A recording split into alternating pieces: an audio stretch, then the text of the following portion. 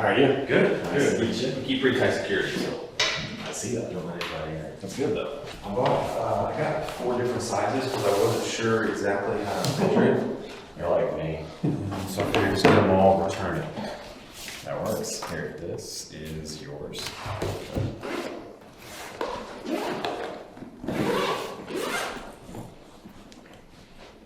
Looking good.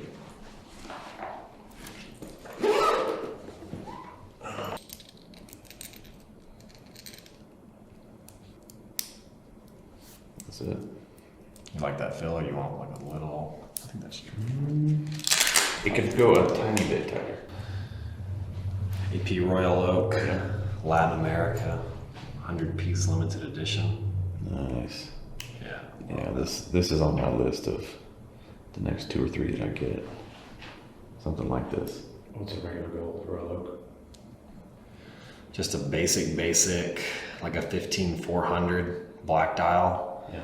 On a bracelet right now, you're looking at around 80. Mm-hmm. With a chrono, brown dial is 105, roughly 105. Blue dial is 115 for the discontinued, the closed case back. Mm-hmm. The new model, which is the old model, is a 26331 chrono.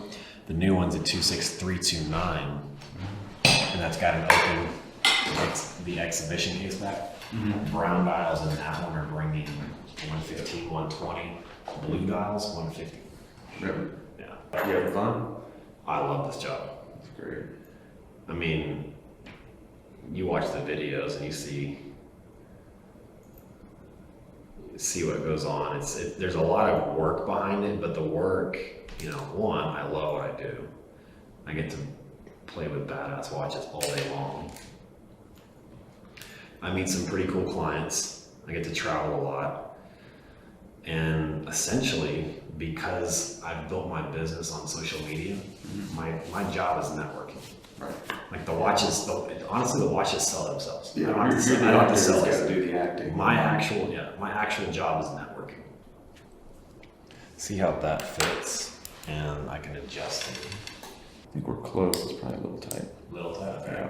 How much room do you got to adjust? Okay. Move it around comfortable.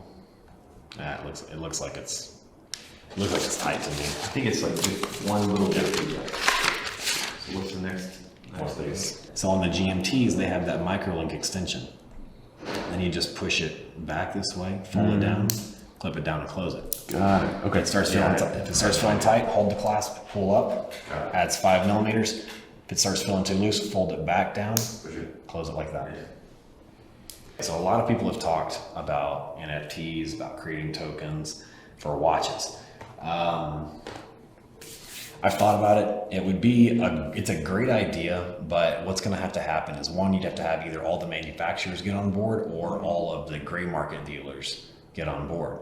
It can't just be a pick and choose. Now, if you had either one of those, and what'll happen is, say a gray market dealer goes and does it, the big manufacturers are going to quickly catch on. They've got a lot more money to do it. They're going to swarm it. But the only thing that I can think of, like if you sell an NFT to art, you're seeing that going right now. Right.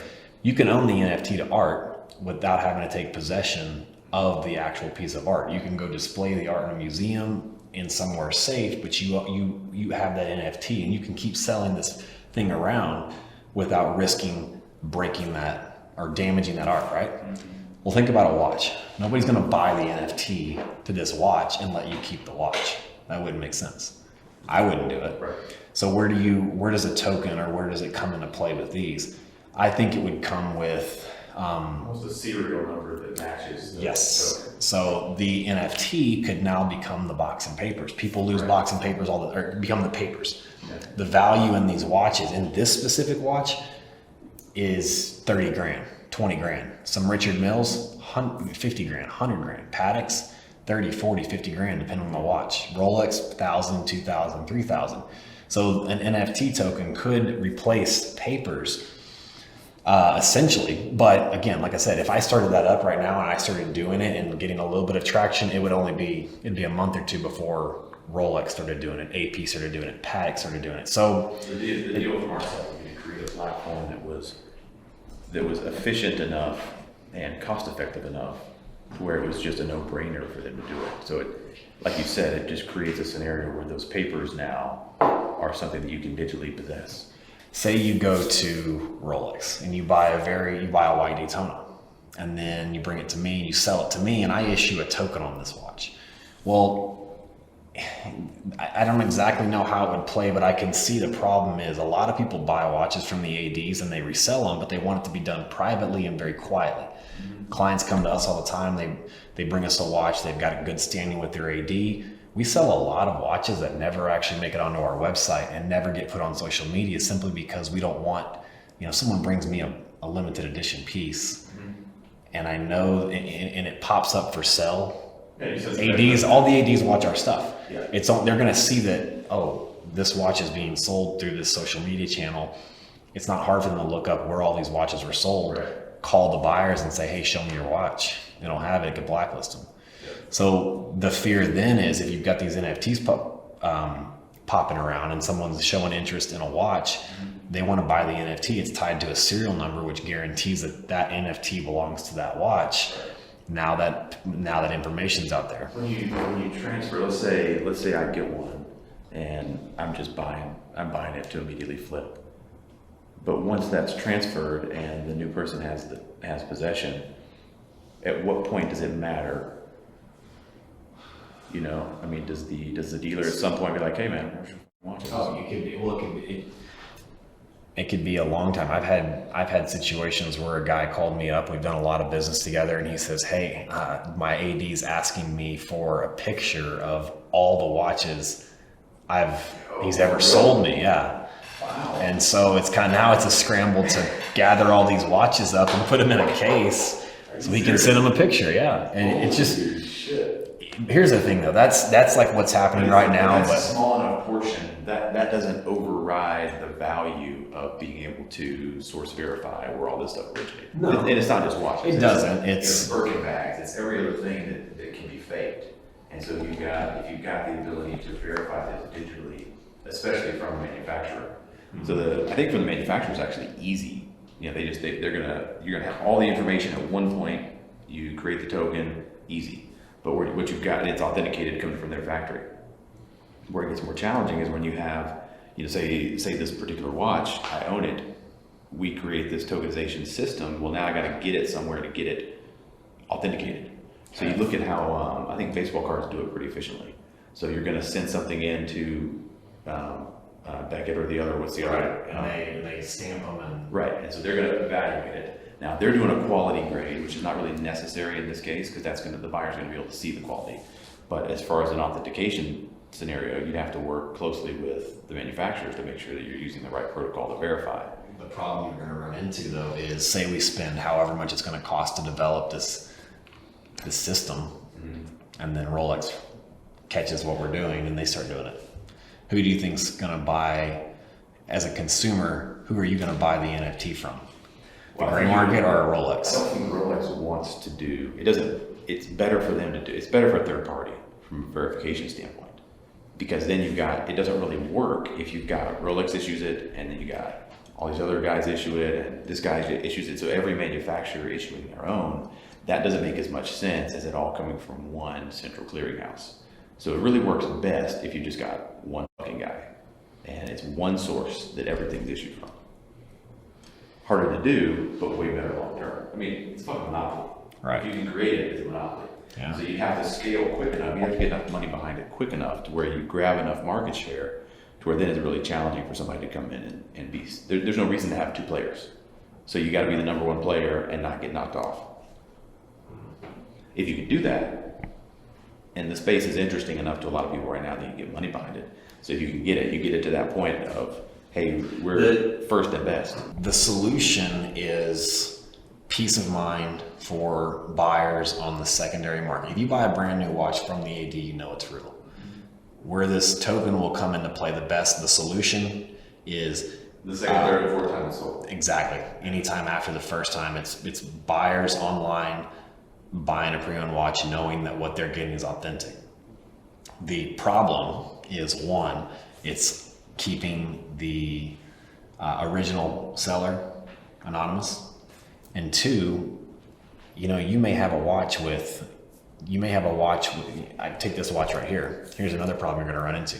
I send this watch into your company. It's all legit and everything. I give you this watch, you check it out, you issue an NFT, you give it back to me, but I'm crooked. I swap the movement. I swap the bracelet. I change the dial. The case still says the actual serial number, and maybe I change the movement or something, or I take the bracelet. I mean, this bracelet alone's worth $26,000. So then you've got the problem, or a dial. Here's the thing: if this were a vintage Daytona, the money's in the dial. Everything else on the watch is still real. You've issued me an NFT on this, but I've swapped the dial to a fake. And then I go sell it, and the buyer over here pays me 6 figures for a watch that's worth $3,500. How does that NFT protect it? But then, because that's the problem you're going to have, is you're going to have unscrupulous people swapping out parts, swapping out movements, changing that thing, selling it to unsuspecting people because they think they're buying it legit because it has the NFT. It's different than how it is now. I mean, you can have papers with a watch that's jacked up. I'm on board with it. I just haven't figured out. I haven't talked to someone else that has pointed out or come up with an answer that makes sense. For me, it's almost as if we're just creating something else to replace something we already do. Nothing's really going to change except there's an opportunity to make more money off of something different because it's brand new. If the NFT eventually replaces the papers, that's one thing. But then that also makes, and it goes back to having the papers a valuable part of the watch. And you may, if we got everyone to transition their watches to NFTs for the papers, now the value's no longer in the NFT, the value is in the original paper. So we're back to where we're at right now. This is all my speculation. I also personally don't know enough about NFTs and how effective they can be to really put it together. I know enough about what my sales guys do and what I see my friends talking about. So there's probably something there. I just don't know enough about it to. The fascinating thing about that space is that nobody is the consummate expert. Nobody has all the answers about the NFT space at the moment. At least not that I've found. I'm gathering data on this all the time as a pretty serious side project. I haven't found anybody that can give me all the answers yet. If you can come up with a solution to what the purpose of it would do, and what's the purpose? What problem is it going to solve for the end consumer? And how do we make it? What's the purpose it's going to solve? Yeah, it's like 75% of the idea seems pretty good, but this extra 25% that we don't have sorted out could make or break it. Exactly. Yeah. So it's the devil's in the details here. Well, I'll be in touch. Sell some more properties, buy some more watches. Good, man.